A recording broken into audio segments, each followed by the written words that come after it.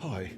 Um, as you will have seen reported on media worldwide, the Neil Cowley trio has reformed after a 7-year hiatus. During that time, I've been playing lots of solo piano. I went off in a different direction, explored other avenues. But it was inevitable that I would come back to the dear old trio with Rex and Evan. And when I do so, it really centres my mind back on what the piano is to me and how I came to be the pianist that I am and the composer that I am. We brought out an album not so long ago called Entity, and it is inevitable that people will ask me how these compositions came about, what they mean. Sometimes I get asked how they get named. Funnily enough, the way they get named is always retrospectively. I write them and then I think of what frame of mind I was in at the time. I've written about this recently. How I'm not really conscious of what I'm doing until it's finished, and then as I go to put sort of pencil on manuscript to title it, the first word that comes to mind tends to be what it's about, and I realise that in my subconscious mind something's been going on that I've been chewing away at, manifesting. It happens to me at live performances as well. Sometimes I'm playing along with a band and everyone thinks I'm very much concentrated on the tune, and I'll suddenly be sorting out a bunch of problems that I had. Like a different part of the brain is able to kick in once I shut the noise by playing. People shouldn't ask for a refund at gigs. I am still focused on the moment, but there is this duplicity within the brain. So it's the same for compositions, I think. I think for composition, it's always a subconscious thing, and it's an amalgam of the influences that have come along the way.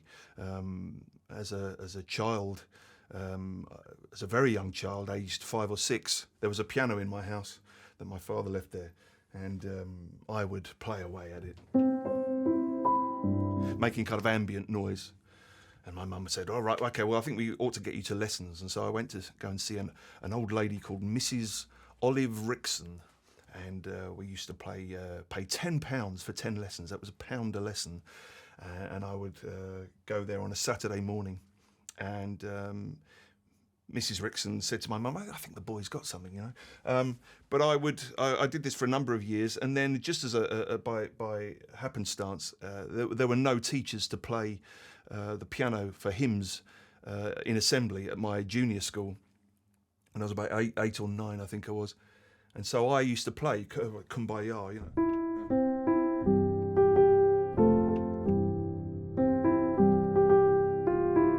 Barely remembering.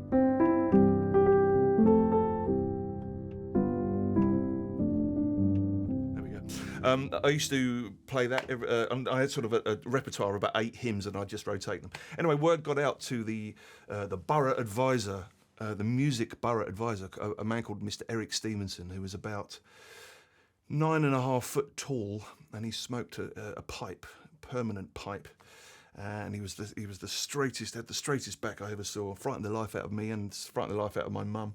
And he was invited to the school to listen to this boy playing piano, and so he saw me and he approached my mum and he said, "Okay, I think I'm going to take the boy on. I'm going to nurture him and I'm going to try and get him into the Royal Academy of Music." Which for a lad from my side of the tracks was unheard of. I mean, I didn't even know what the Royal Academy of Music was. But he was true to his word, and he asked my mum, he said, "How much do you charge? How much are you charged for these piano lessons?" And she told him £10 for 10 lessons, and he laughed, a large hearty laugh, and said, "Well, I won't charge you anything because we're miles apart in economics." So he was an amazing man and taught me for about 2 or 3 years. Free of charge, and I would nervously go every Tuesday evening to a little porter cabin at a senior school, and we'd have these hour-long lessons, and he would rigorously teach me, and sometimes he'd have me in tears. I mean, he put me through the mill with learning. He would insist that I could sing right and left hand parts independently. I remember a particular one where he got me to sing the left-hand part of a Mozart sonata from start to finish, and it took me about 45 minutes to get through it, and he wouldn't let up, and I was in tears. But that was very rare, I have to say. He wasn't it wasn't a harmful relationship. It was a very constructive one. But he taught me what he did teach me, and was a love of what we used to call an Eastern Bloc music. This is even before the Berlin Wall came down, and Russia and Eastern Europe was viewed with much mystique, and so he sort of gave me this love of Shostakovich and that kind of composer. And one of the first books he gave me with the children's piano pieces by Soviet composers. There's a word we don't hear a lot these days, Soviet. And so, harking back to this this question about where my compositions come from, there are many constituent parts to it, and they range from an influence from very much Western American soul, jazz, blues music, which I'll come to later, but they also have a root in this Soviet or Eastern Bloc language, which I find so beautiful and angular. There's this lovely little piece. It's by Serge Prokofiev, and it's called The March, and it's a beautiful little angular little sort of, you can picture soldiers marching.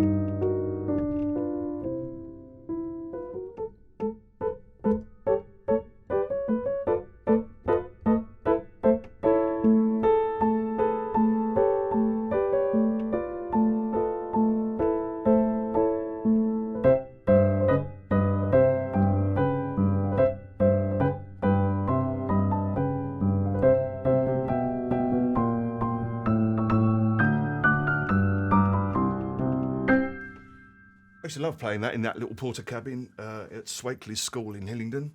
And it was only when thinking about making this little piece to camera that I realised that there's a tune of mine called Governance, which is very much rooted in this world. Governance was written for an album called Spacebound Apes in 2016, which I recorded in the West Country of England, and Governance was all the other pieces on the album were written before I got to the location of the recording. But Governance was written on the morning of. I got up early before Rex and Evan, and I dashed into the room where this lovely Steinway piano was, and I thought, I think I can write something with the acoustics here. So it's very subconscious. No one sits down at a composition to compose and thinks, I'll write something like, well, they shouldn't anyway. I don't. But there is definitely this angular, Russian and Eastern European angle to Governance.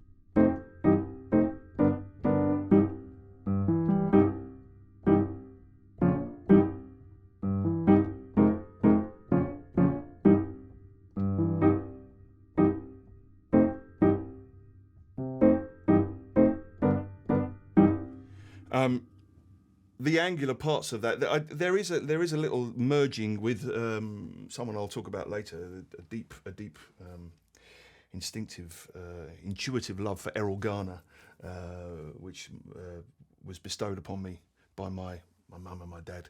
A love of crunchy left-hand chords. I'm left-handed, as it happens, which I think gives me a slightly odd angle at the piano, because the piano is a right-handed instrument.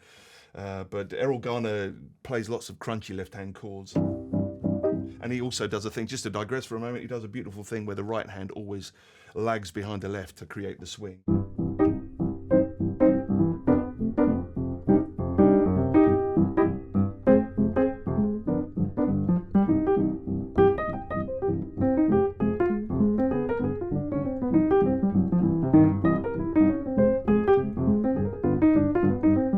That's governance as played by Organa. But yes, so there is that angular, lovely, crunchy chords, which I like. Dirty, horrible, angry chords. Mr. Stevenson, the aforementioned Mr. Stevenson, also he obviously had great influence because he used to arrange concerts on the South Bank, the prestigious London Arts venue on the Thames near Waterloo Station. There's a place there called the Queen Elizabeth Hall, and Mr. Stevenson would arrange these yearly concerts, and he'd get youth orchestras, and he would fill the place with parents and everything else, and it would be a real moment. And he decided that I was going to play Carnival of the Animals by Saint-Saëns the first year at this concert, and it was probably the most nerve-wracking day of my life. I think I was 10 at the time,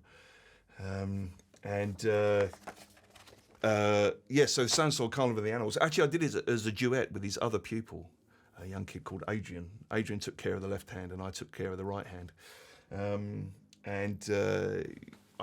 don't know if I can recall there's the particular track called Aquarium. So yeah, nice natural cut. While I went to find my phone because I couldn't for the life of me remember Aquarium by Saint-Saëns. I mean, this was decades ago, but. And it's I'm not sure my eyes are good enough as well to read this. This is great, but you'll know the piece. This is a very botched version.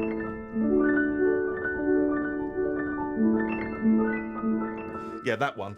And also Dr. Gradus ad Parnassum by Debussy. All that. This is all this impressionist French stuff. So again, my teacher, Mr. Stevenson, was definitely drawing me into Central Europe now.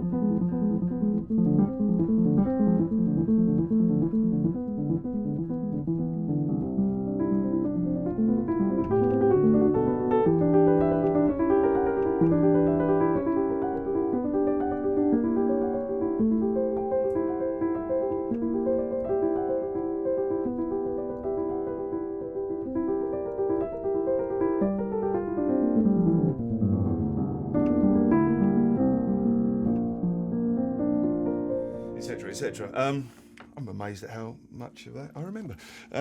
So yes, he instilled this beautiful impressionistic thing. This was definitely another era of music that had a great effect on me. And I suppose hark back to the days when I would sit before I even knew how to play a note on the piano and just play and just hear the sound of the piano. Aged 4, 5, and 6. I mean, that's the beauty of a beautifully toned piano, is you can hit one chord and it can remind you of something.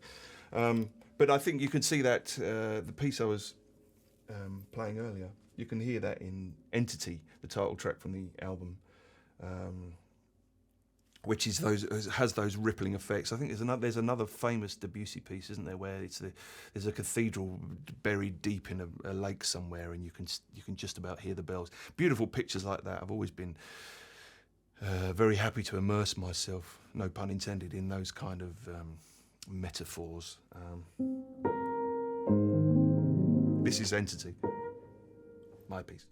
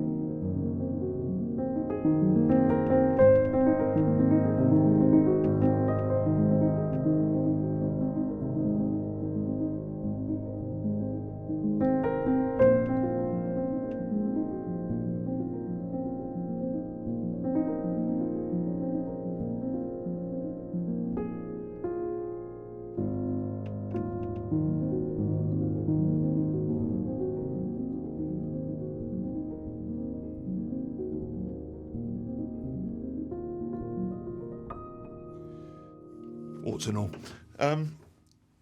So having performed that lovely concert at the Queen Elizabeth Hall the very next year,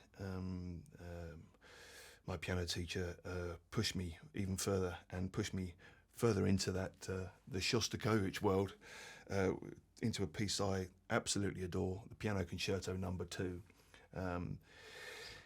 Months and months of playing it, learning it by memory. I was still quite small, I think I was 11. So at the concert that I played, someone said, commented diplomatically, "Oh, you're quite animated," because I used to have to jump from one of the piano stall to the other because it's such a vast array of. There are three movements to the Shostakovich Piano Concerto No. 2. There's the allegro, and then the andante, and the presto at the end.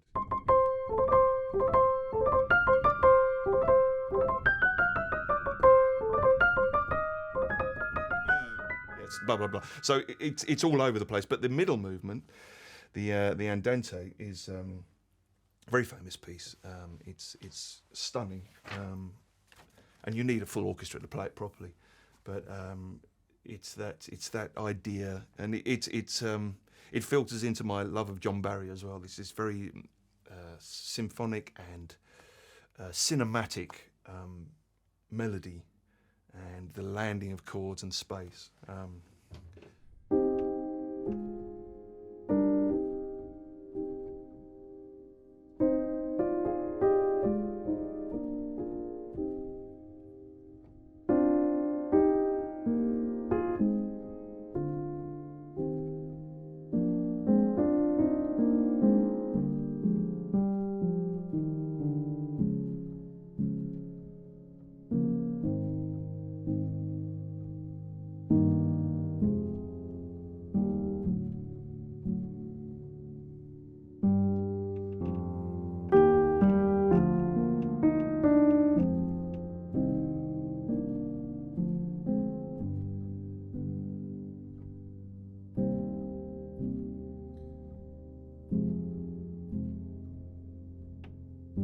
This is all orchestra up to this point, and then piano.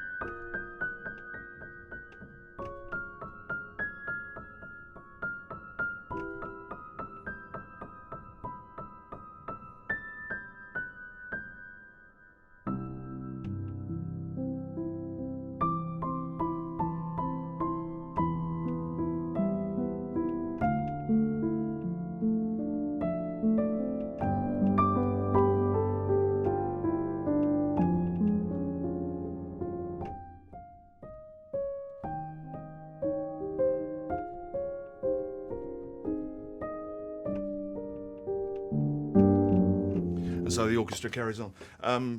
Yeah, that's such a deep and beautiful piece, and I think this all of the three movements in this piano concerto taught me compositionally the art of having a theme, moving away from it, and then coming back to it. There are, I'm renowned for my lack of academia because I rebelled at a terrible age, about 15 or 16. Having gone to the Royal Academy, I discovered American soul music and just quit, and decided to teach myself everything. So my sense of academic and classical form it's sort of slightly off kilter. But I do remember in my book of Mozart sonatas, it was written theme development and recapitulation. I love that word, recapitulation. The theme being obviously the theme, the development being a development of the theme and then a sort of a journey off into sort of some other realm, and then eventually coming back to the recapitulation of the melody. I spoke about this actually on a radio show about the middle eight, because I think in actual fact the it's the same form we use for popular song, but we condense it and we compress it. You have the verse and you have the chorus, and then you have it's a dying art, but you used to have the middle eight where you would have this little development of the theme in order to give you a breath so that you could then come back to the original theme. And Shostakovich does that incredibly well and articulately. It's beautiful, and it sends you off on this little journey. And it kind of did it there with where are we?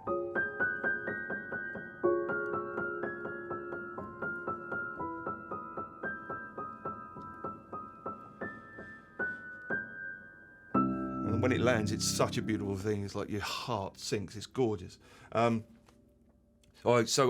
back to the original purpose of this chat is where that sort of features in my music, and I think the sentiment of that movement, or the mood of it, is perhaps most closely related to Grace, which I wrote, which is a solo piano piece.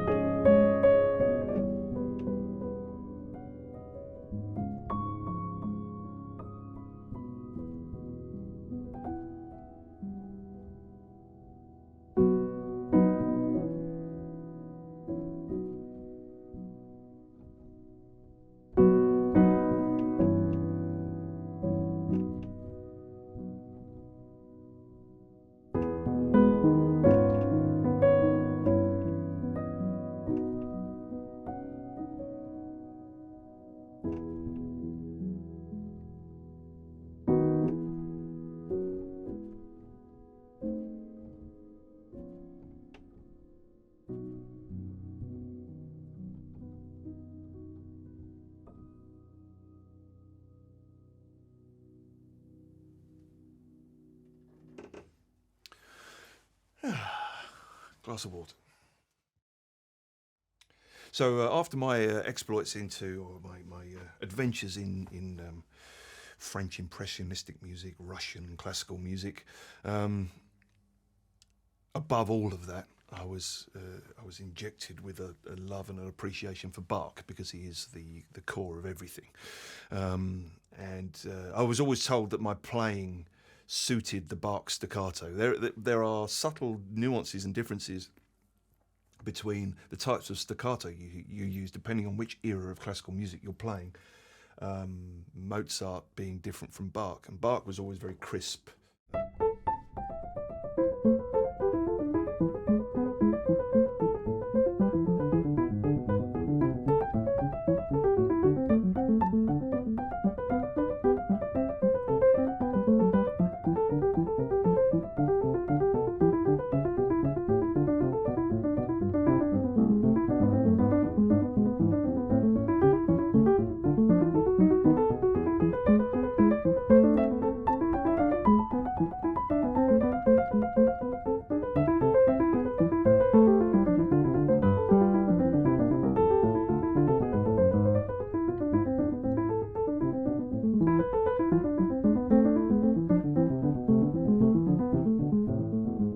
Etc. etc.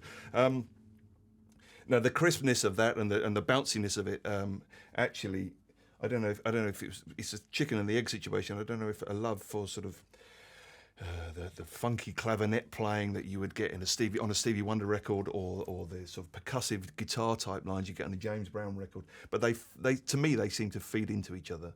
So you know.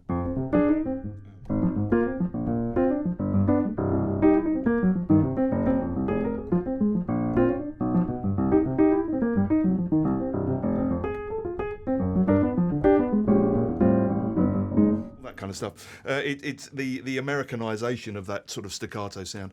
I was always completely addicted to, and I think having that Bach fundament within me fueled that. There's what is this? The well-tempered clavier. What is this? The well-tempered clavier. The preludium number 2 goes like this.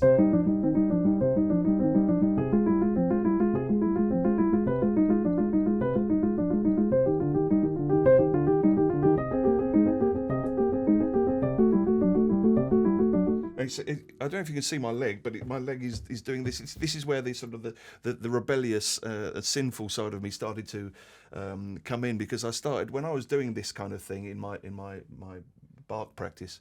I would start to hear 4 on the floor, you know, the kick drum 1 to a bar, you know, that you get in disco, house, all those kind of dance music. And I couldn't help but find myself doing this, which is this sort of bastardization of different types of a fusion of all the different types of music I like. So yes, I wouldn't perhaps do this in my lesson because it would seem like sacrilege, but I would go.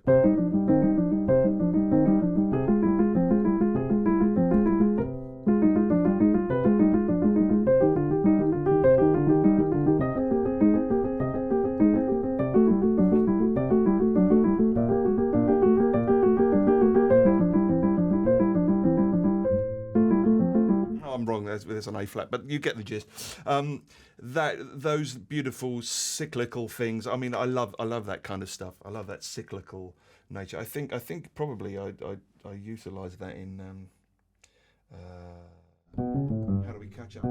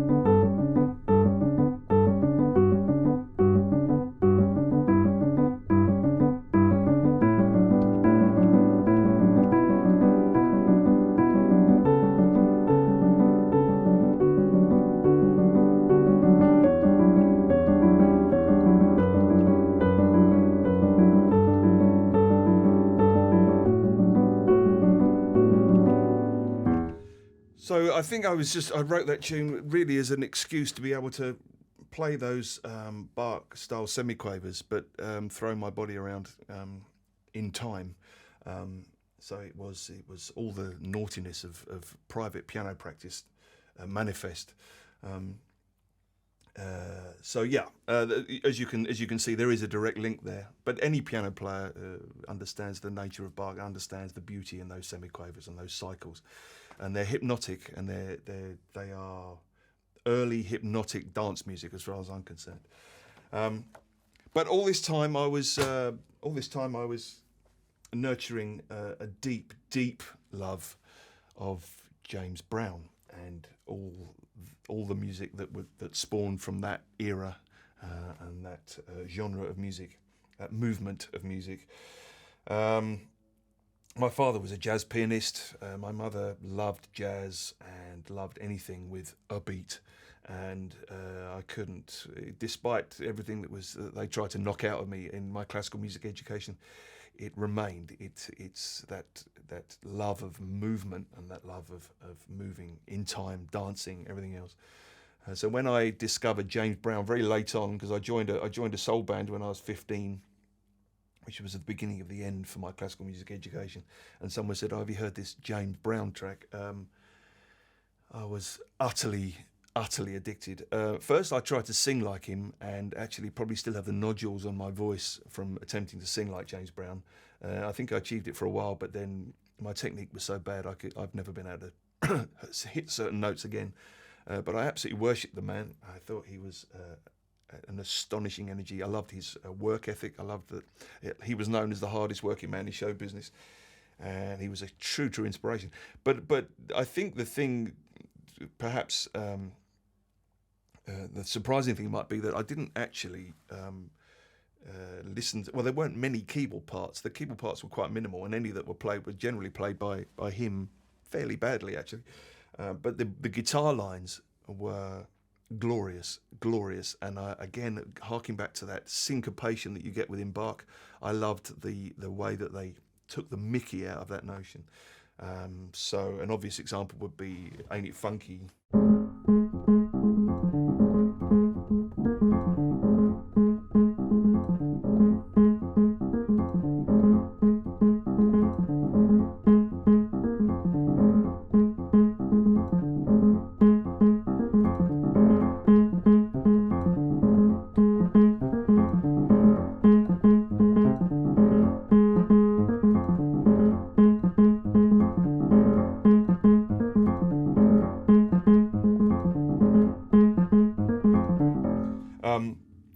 I would play that kind of thing all day, and all the endless examples of it across all his records.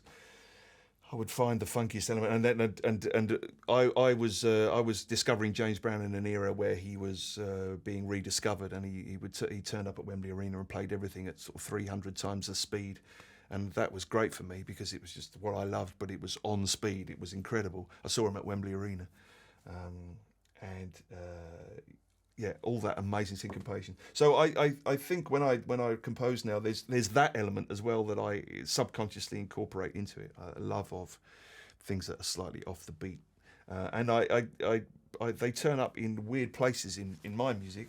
Slims, which is I suppose essentially a ballad that we play, full of what I think are nice chords. The verse is actually, in a way, reference to the Ain't It Funky thing there. Starts off like this.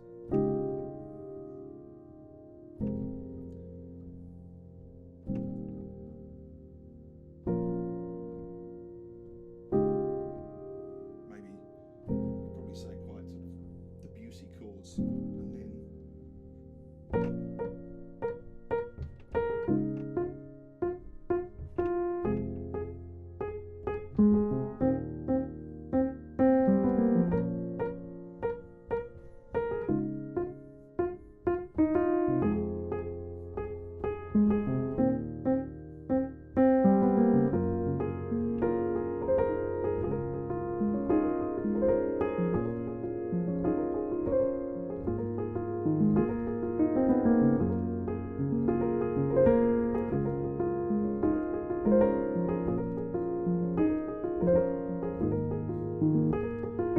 that, what I call the chorus, is another discovery at that time was the idea of the pedal. I remember watching an old 80s a TV show called Rock School. It was very famous at the time. Had three or four musicians, one on each instrument, and they would talk through certain elements of popular music and how they're put together. And I remember them citing The Police, featuring Sting, as a fine example of a band that permanently uses the pedal, as in one thing stays the same while the other thing changes. It's a beautiful way of creating angst or emotion or sort of yearning, and I incorporate that into that chorus bit. The pedal being,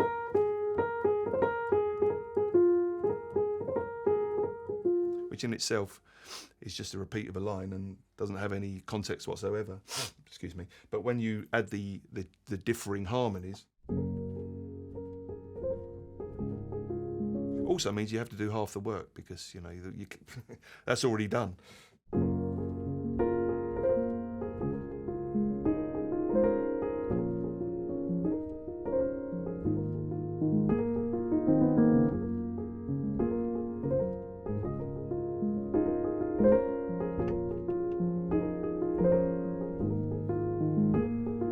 Back to the verse. Ain't it funky again?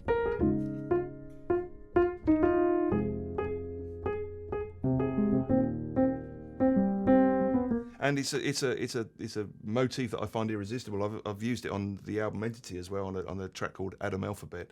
There is that same syncopated motif.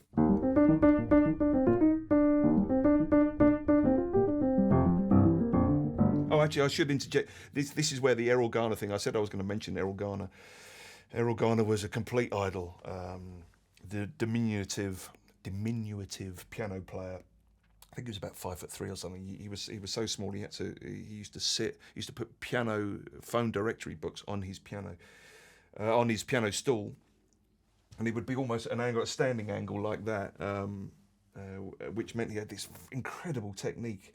Odd, very odd, and it was always, as I mentioned earlier, it was always the metronomic left hand, offset by the right hand. Swinging against it.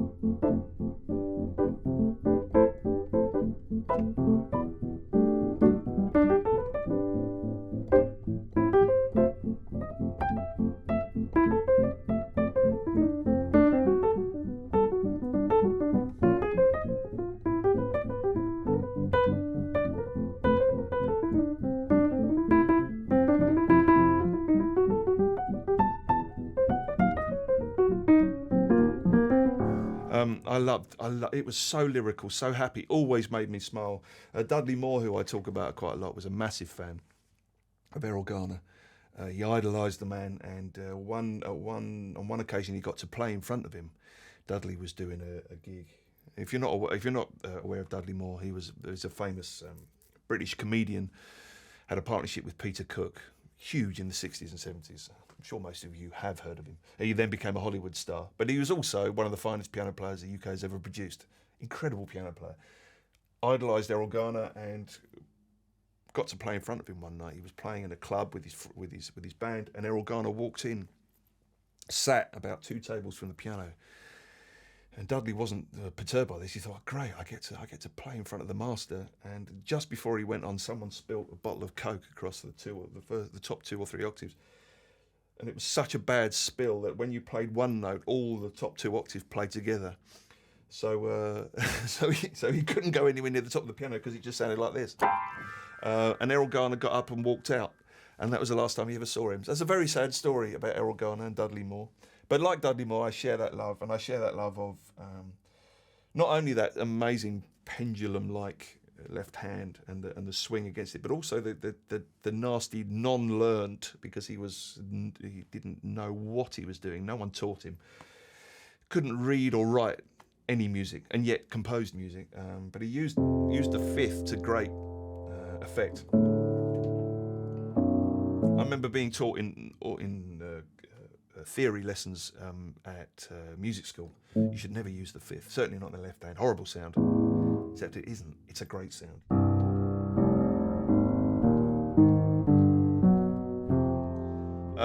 something I've added on because I've got big hands, and I've always used it secretly on if I've ever played on pop ballads or anything like that. When people have asked me to accompany a vocalist, I to create beautiful texture, I always use a tenth.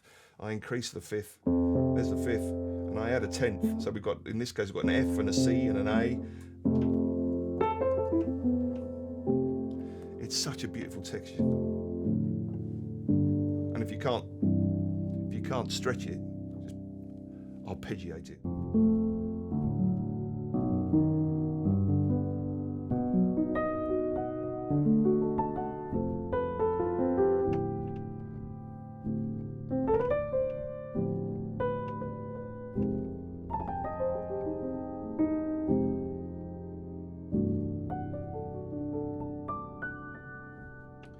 So I use those fifths and those play on those fifths in Adam alphabet with the James Brown percussive guitar line.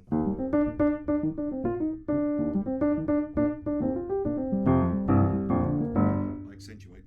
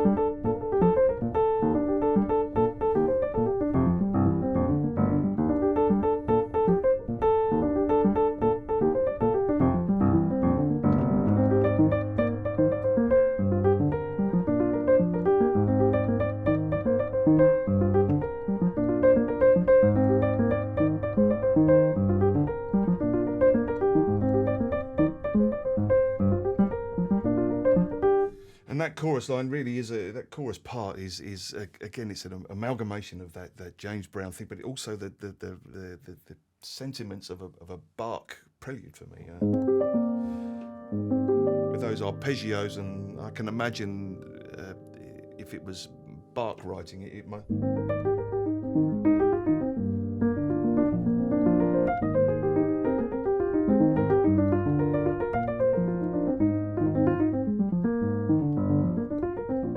Maybe not Bach writing that, but you can see the fusion of the two anyway.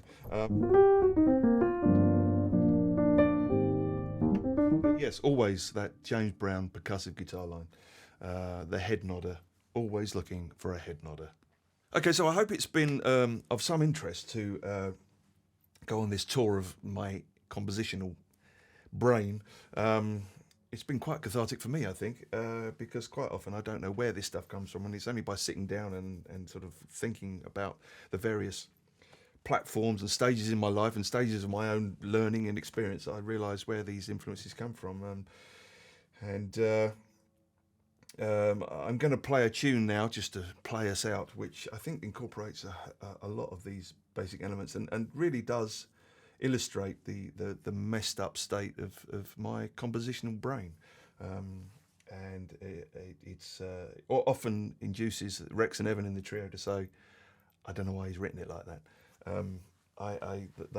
They laugh and are very supportive. They are both in equal measure. They are supportive and they are complimentary, but they also laugh at the way these things are put together, because I think they sum up the confused nature of my life, looking this way, that way, never quite sticking around long enough, very low boredom threshold. So welcome to my musical neurosis. I hope you've enjoyed listening to this, and I'll leave you with a track called We Are Here to Make Plastic, which, as I say, I think incorporates a lot of those elements. It's quite nuts, and I haven't played it in a while, so wish me luck.